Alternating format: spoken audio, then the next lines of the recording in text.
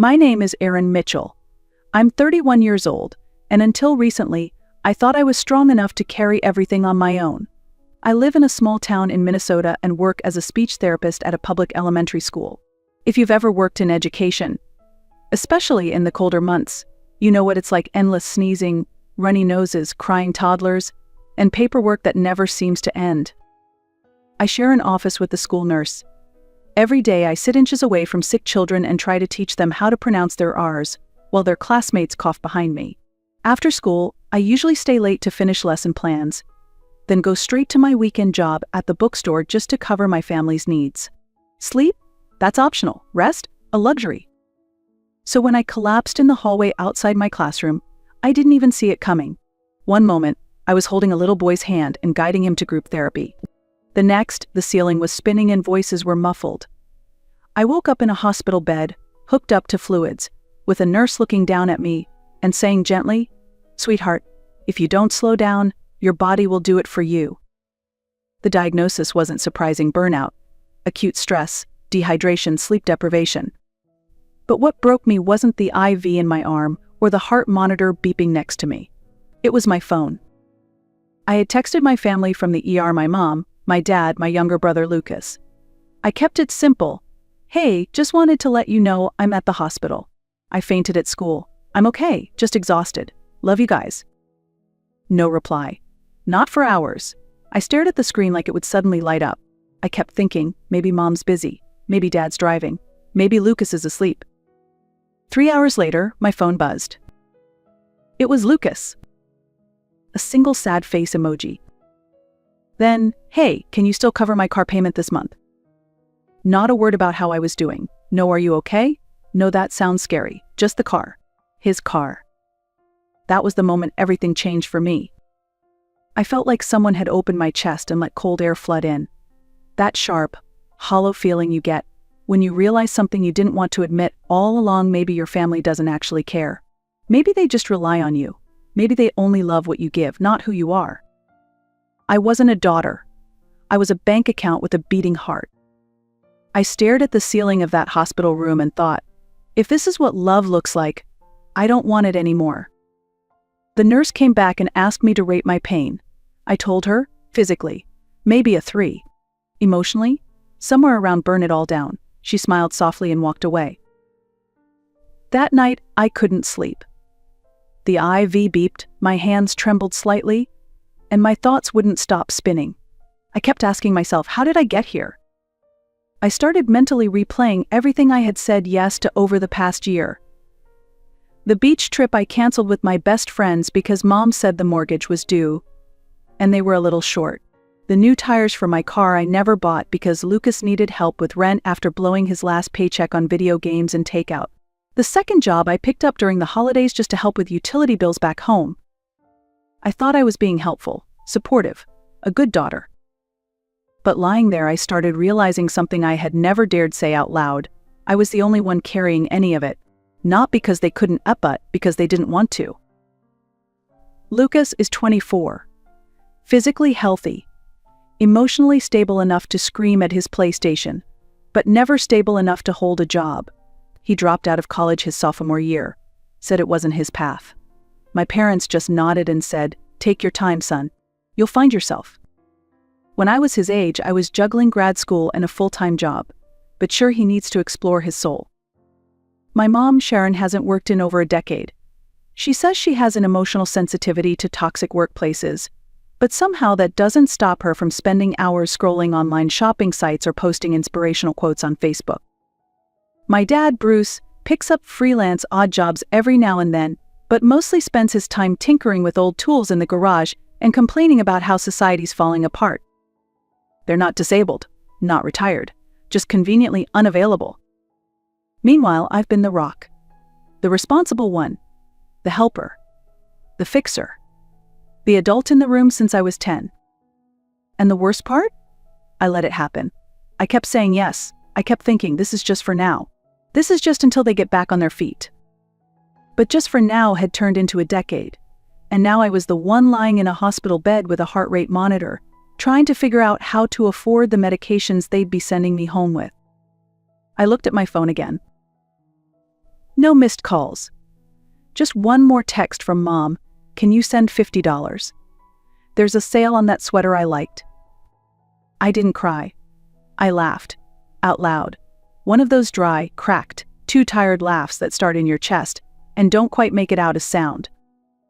They knew I was in the hospital, and the only thing they could think to ask about was a sweater. That's when I stopped pretending. They didn't love me. They depended on me. The truth is, this didn't start with bills or car payments. It started when I was 10. That night in the hospital, I closed my eyes and the memory came rushing back like it had been waiting for me to finally notice it. Lucas was crying in the middle of the night. Mom came into my room and whispered, "Aaron, honey, be a sweetheart and rock him for a bit. Mommy has a migraine, but you're the grown-up one. You've got this." I remember feeling oddly proud, grown up, responsible, important.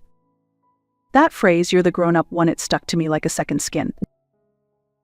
By the time I was 11, I was putting Lucas to bed every night while my parents went for a quick dinner, which often turned into them stumbling home close to midnight. Lucas would scream for Mom, but I'd hold him, shushing him in my pajamas, my eyes stinging with sleep, wondering why no one ever asked how I was doing. By 13, I was the one picking him up from daycare, making mac and cheese, reading to him every night because it's good for his development. My parents said it was helping, but helping is something you can say no to. I never had that choice. If I said, "I have homework, I got your homework can wait. Lucas needs you." They always said he only has us, but somehow us always meant me too. And I never had a moment to be just a kid. One memory stands out more than most. I was 14 and had been invited to my best friend Hannah's birthday party, bowling and pizza and an arcade. I was thrilled. I even had a new shirt picked out. My parents said yes. But that morning, Mom looked at Lucas and sighed, "Look at him. He's running a fever. You wouldn't leave me alone with a sick child, would you?" I stayed home. That night, I sat on my bed, scrolling through the pictures from the party as Lucas whined at me because the soup was too hot. He wasn't being mean, he was just a kid. But so was I. No one seemed to remember that part. Later, when Lucas was 17 and dropped out of college, I was the one who paid off the rest of his dorm bill so it wouldn't go to collections. I told myself this is the last time. Then a month later, Mom texted, "He wants to take a design course. It's only $300. Could you?" And I said yes, again. Because for so long, I thought if I just kept holding everything together, kept sacrificing, kept showing up, maybe, just maybe, they'd finally say it. "We're proud of you." They never did. What I got instead was, "You're so strong. You've always been the responsible one. Things come easy for you. Lucas has it harder." Sometimes I tried to express how tired I was, how it was becoming too much. But it always turned into the same conversation. "So what, you're just going to abandon your family now? You're being dramatic. We raised you, and now you can't even help." So I stayed silent. I worked harder. I swallowed every resentment. Until my body gave out. Until the silence in that hospital room became louder than their excuses. That's when I knew I hadn't just been helping. I'd been conditioned. And it was time to break the pattern. 3 days in the hospital gave me something I hadn't had in years' space. No lesson plans, no screaming toddlers, no chaotic family group chats, just silence. And in that silence, I started to think clearly for the first time in a very long time. On the 4th day, the nurse handed me my discharge papers with a soft smile and said, "Doctor's orders, no work for at least a week. Try to rest." I nodded, even though I'd already seen an email from my weekend job asking why I missed my last shift. I didn't even know how I'd pay for the prescriptions they were sending me home with, but I was too tired to care. When I got back to my apartment, I didn't turn on the TV or clean or even unpack my bag. I just sat by the window and listened to the humming of my old refrigerator. For once, that low buzzing sound didn't annoy me. It felt like a quiet heartbeat, a reminder that this space, however small and imperfect, was mine. And unlike everything else in my life, it didn't want anything from me. Then the messages started flooding in. 11 new texts from my family. Not a single one asked how I was feeling. From Dad, don't forget the mortgage, due Friday. From Mom, there's a cute sweater on sale. Can you send $50? From Lucas, a Venmo request with the caption, bless you sis. And another, Mom says you're not answering, you good? Just send it if you're busy. Memes, stickers, emojis. As if I were still in the hospital bed, still hooked up to fluids, and they still saw me as nothing more than a mobile ATM. I didn't respond. I didn't argue. I didn't explain. I opened the Notes app on my phone and wrote one sentence. They don't love me. They depend on me. Then I closed it and cried. Not from anger, from grief. That deep, aching grief that hits you when you realize something you hoped for your entire life, a family that truly loves you, might never have existed at all. After I cried, I did something I hadn't done before. I pulled out an old notebook and started listing everything I had paid for in the past 3 years. The mortgage, the electric bill, Lucas's car insurance, his online classes, their groceries, their holidays, their emergencies. Every single transfer, every single sacrifice. By the time I finished, my hands were trembling. I looked at the bottom of the page. I had spent enough to buy a decent used car, enough for a down payment on a condo, enough for a trip across the country or a semester back in school. Instead, I had chipped away at my own life to hold together people who never once asked how I was holding up. That's when the switch flipped inside me. I wasn't heartbroken. I wasn't angry. I was just done. I grabbed my phone. 23 unread messages. The tone had shifted. Now they were pretending to be concerned. Mom, sweetheart, I'm worried. Please text me. Then, also don't forget the electricity bill, we'll get a fee. Then Lucas again, if you died, could you still cover my car payment? I stared at that last one and laughed, really laughed. The kind of laugh that feels like you're finally waking up. Then I texted my dad. I can't help this month. I've got my own expenses. 30 seconds later, scene. Then silence. And then the flood. The flood came in the form of messages, long ones, short ones, guilt-laced ones. What do you mean, Shinisha? Mean you can't?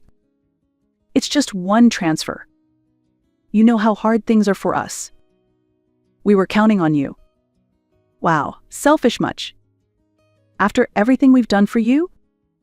I read each one like someone flipping through old photos of a life that no longer felt like mine. I didn't cry. Not anymore. Something had hardened inside me like soft clay that had finally dried into stone. Not bitter, just finished. I turned off my phone. No dramatic announcement, no confrontation, just off. And then I walked outside. No plan, no destination, just the cold air on my face, sharp and honest.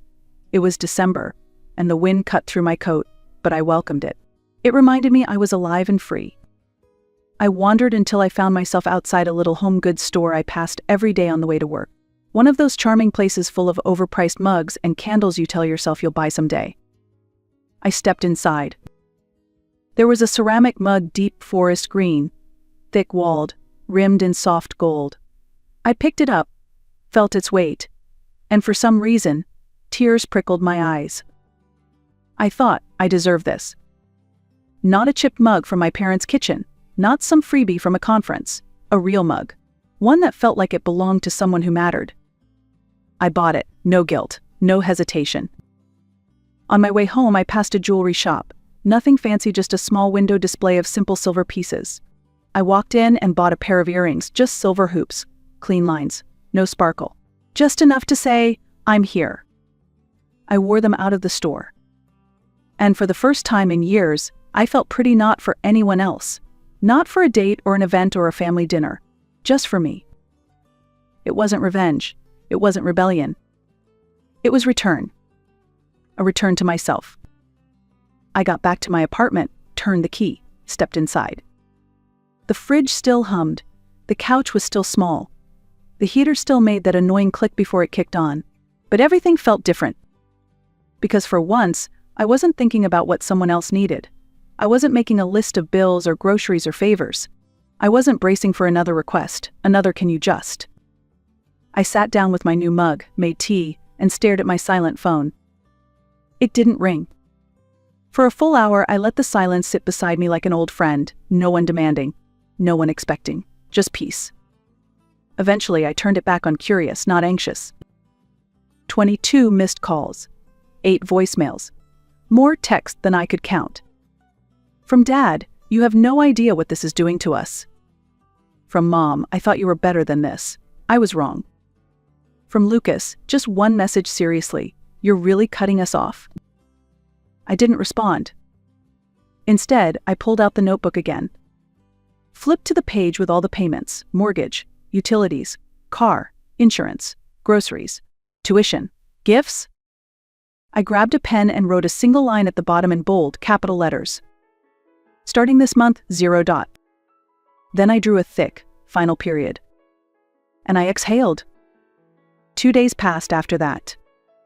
For the first time in years, no one asked me for anything.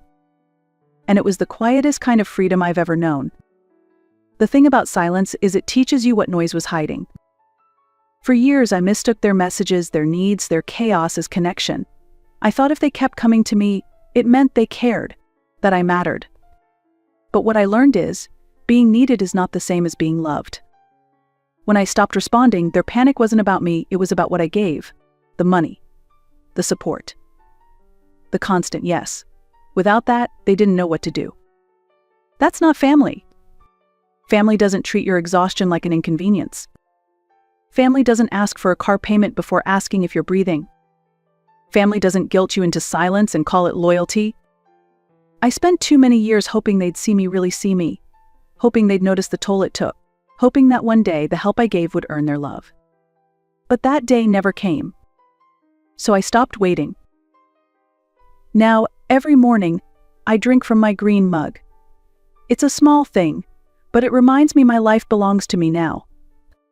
I stopped sending money. I stopped apologizing for choosing myself. And slowly, the guilt started to fade. People talk about revenge like it's fire and fury, but mine didn't look like that. My revenge was quiet. It was choosing rest over running, peace over performance, boundaries over burnout, love over obligation, but love for myself, not for those who only saw me as useful. If you're listening to this, and some part of you is aching because you know what it feels like to be the reliable one, the fix-it-all, the ATM in disguise, then maybe this is your sign. You are not selfish for saying no. You are not dramatic for being tired. You are not ungrateful for wanting more than survival. You are allowed to stop pouring into people who never fill you back. You are allowed to choose peace. You are allowed to walk away. Because you matter not for what you give, but for who you are. And if no one's ever said it before, let me be the first. I'm proud of you. Thank you for listening to my story. If it resonated with you, share it with someone who might need to hear it too. Leave a comment. Let others know they're not alone. And don't forget to like and subscribe, because this channel isn't just about stories. It's about reclaiming ourselves, one truth at a time. You deserve rest. You deserve joy. You deserve to come home to you.